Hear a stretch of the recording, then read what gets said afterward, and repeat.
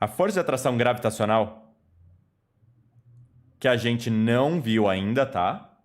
Ela vai ter como fórmula Gzão, que é a constante de gravitação universal, massa de um corpo, massa do outro corpo, dividido por d quadrado.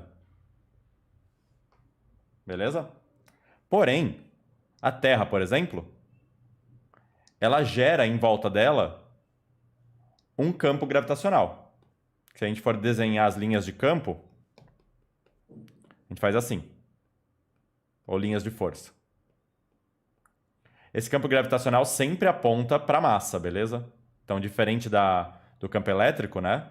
Que pode ser para dentro ou para fora, campo gravitacional sempre puxa. Beleza? Uma outra maneira de calcular a força de atração gravitacional, que a gente chama de peso, se eu tiver um campo uniforme, é a massa vezes o campo. Esse G, que a gente costuma chamar de aceleração da gravidade, um nome mais interessante seria campo gravitacional. E da mesma maneira que o G na superfície da Terra vale aproximadamente 10 metros por segundo ao quadrado, uma outra unidade de medida equivalente a isso é 10 newtons por quilograma. Significa que se uma massa tem 1 kg, a força que puxa ela é de 10 newtons. Se tem 2 kg, a força que puxa ela é de 20 newtons. Da mesma maneira, pensando em eletricidade, ó, esse Gzinho é equivalente ao nosso Ezão. Se eu tenho um Ezão, ele é medido em, por exemplo, 2 newton por coulomb. Para cada 1 coulomb de carga, a gente tem 2 newton de força. Então, sim, é para calcular a mesma coisa, Isa. O que mais, gente? Tá, outra coisa. Eu Pode novamente. falar. No exercício 2 da lista, você faz lá os vetores de força, mas essas cargas, elas não interagem entre si, tipo, Interagem? mas não contam. Não, porque ele não está interessado nisso, não é a pergunta do exercício. A pergunta é... Cadê, ó? O campo elétrico resultante no ponto P. Então, assim, essa carga aqui, ó, ela gera um campo elétrico em todo o entorno dela. Em particular, ela gera um campo elétrico nesse ponto P. Eu não estou interessado no resto. Só estou interessado nesse ponto P. E nesse ponto P, o campo elétrico gerado por essa carga negativa se aproxima da carga. Tá bom? Então, assim, sim, gera em todo lugar. Uma afeta a outra, sim, mas a gente só está interessado naquele ponto P, nesse exercício em particular. Beleza? Fez sentido? Ô, Gabs, eu marquei 0 nessa, me senti mal burro. Se fosse tudo mais Eu ou marquei tudo 0 menos, também. seria 0. Se fosse potencial elétrico, que é o que a gente vai estudar hoje, também seria 0. Só que tem que lembrar que campo elétrico é vetorial. Você tem que levar em consideração para onde aponta as coisas. Se fosse escalar, seria 0. Porque eu teria 2 negativos aqui e 2 positivos aqui e anular, tá tudo lindo. Não por isso, tipo, o jeito que eu fiz foi um jeito muito burro. Até acho que eu vou falar isso, porque, sei lá, Fala, é bom. o que que eu fiz, ó? Na Q1, ela vai para a direita, para a esquerda e para baixo, certo? Calma aí. Porque elas saem dela, né, Calma aí, entre calma aí, calma aí, aspas. calma aí, calma aí. Na Q1, ela vai para direita, assim. Não, não, para o tracejado da direita, para o tracejado da esquerda e para baixo. Ah, tá.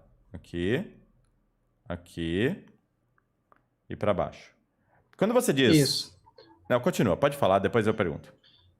Aí que eu acho que também é burrice, sabe? Eu fiz isso para todas, e aí você anula, sabe? Tipo assim, a Q3, por exemplo, faz a mesma coisa, só que ao invés de sair. Ah, não. Entra. Ah, E se entra, não anula, caralho, né? que moscão, eu botei saindo da negativa. Ah, Ainda não. não é um bom método de fazer, tá, Guto? Mas pelo menos agora você já viu que não ia anular, né? Porque é vetorial. Uhum. Uma Sim, coisa... e aí se eu considerar só o ponto P, já vai ter, tipo, duas para baixo e E duas duas para para direita. direita, nesse caso. Agora, peraí, Guto, Uhum. rapidinho. Um detalhe teórico problemático aqui no que você falou. Quando você diz sai para a direita, para a esquerda e para baixo, o que que tá saindo? Não é uma interação entre ela e a outra? Tipo assim, O que que é você uma interação falou. entre ela e a outra? Dá um substantivo aí. Peraí, quando você desenhou aquelas carguinhas, né? Você desenhou um sistema isolado da carga positiva. Aí você desenhou um monte de linha saindo dela. Aí eu falei, tá, então tem linha saindo da. Isso aí.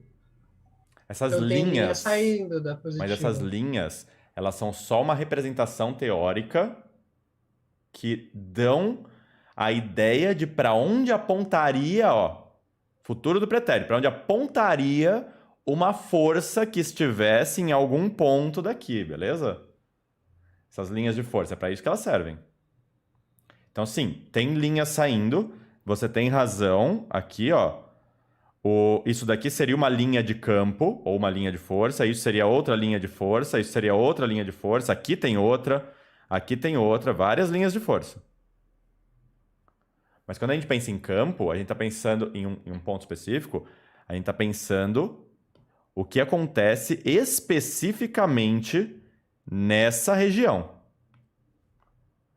E aí, qual é o campo elétrico gerado pela carga Q1 nessa região? Lembra que campo é uma propriedade do lugar, né? Tipo o mar lá. Então, qual é o campo elétrico gerado pela carga Q1 na região P? É assim. É esse vetor. Só esse vetor, não é a linha de campo, é um vetor específico que tem bundinha em um ponto específico, beleza? Não é uma linha inteira. E esse vetor indica que uma carga positiva, quando colocada aqui, vai sofrer uma força para baixo. E uma carga negativa, quando colocada aqui, vai sofrer uma força para cima. Tudo bem? Então você tem que pensar especificamente num ponto quando está falando de campo, tá bom? Aquilo que você estava pensando de entre e sai são as linhas de campo, que é só um gráfico para te possibilitar prever coisas. Beleza? Diga, Isa.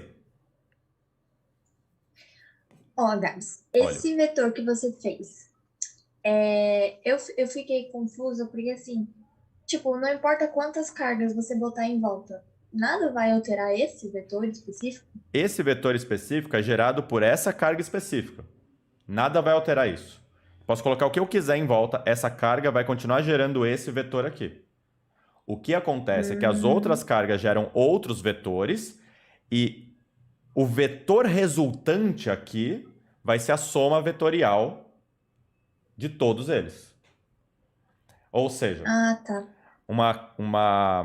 uma carga positiva, quando colocada aqui, vai sentir uma força para baixo por causa dessa, vai sentir uma força para a direita por causa dessa, outra força para a direita por causa dessa e outra força para baixo por causa dessa. No final das contas, a carga não sente essas forças separadamente. O que essa carga vai sentir é uma força para cá, que é a força resultante. Ou seja, o campo resultante também será para cá. Tá bem?